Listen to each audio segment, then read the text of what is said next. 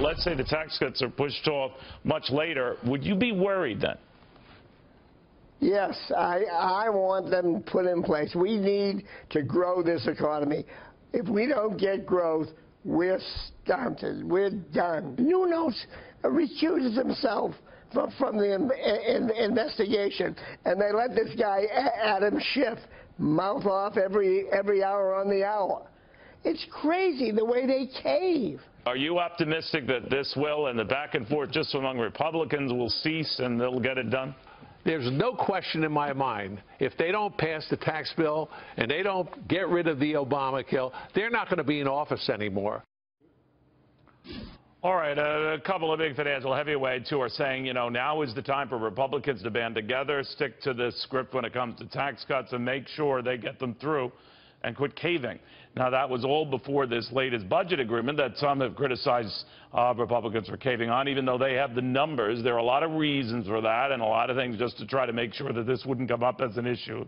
A possible government shutdown ahead of some of these more thorny issues and the ones that they really want to win. That is a health care rework, hoping that the second time is a charm, and tax cuts.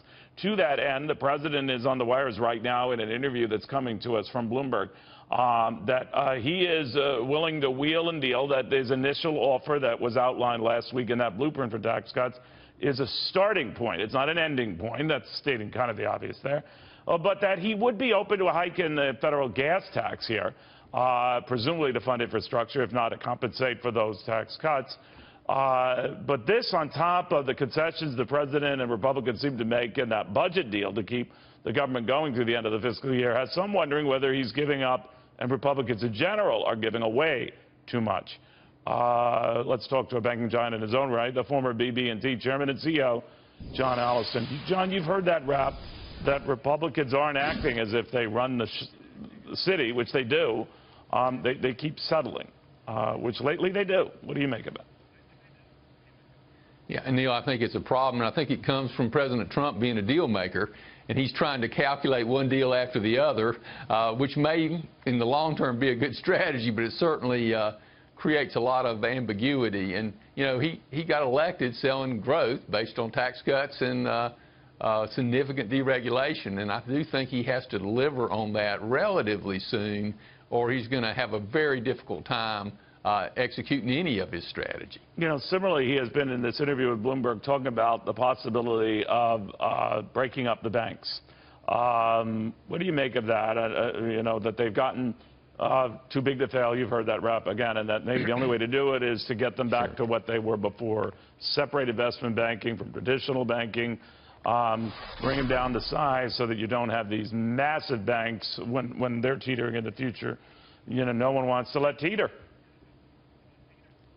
You know, Neil, I think it's kind of naive to believe that government bureaucrats know how big the banks ought to be.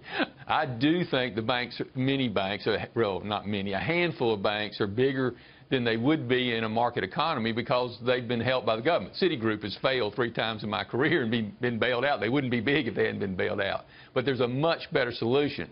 In fact, I was testifying last week for the Choice Act, which Representative Hensley and the Financial Services Committee of the House has put together. And under that act, strong financial institutions with adequate capital could opt out of Dodd-Frank. What that would mean is that if you didn't opt out of Dodd-Frank, you'd have a huge competitive disadvantage, and that would incent the large banks to shrink because they have a lot of businesses that they can't properly capitalize. Do you think they should shrink, though? It gets back to the core. Do you think they should shrink, that they're too big right now? I don't think they're too big it's kind of because too big is bad. I think they're too big in the sense that they're big because they have implicit government guarantee. Oh, so there's a market distortion that's very destructive. It's not that big is bad, it's the market distortion that's bad.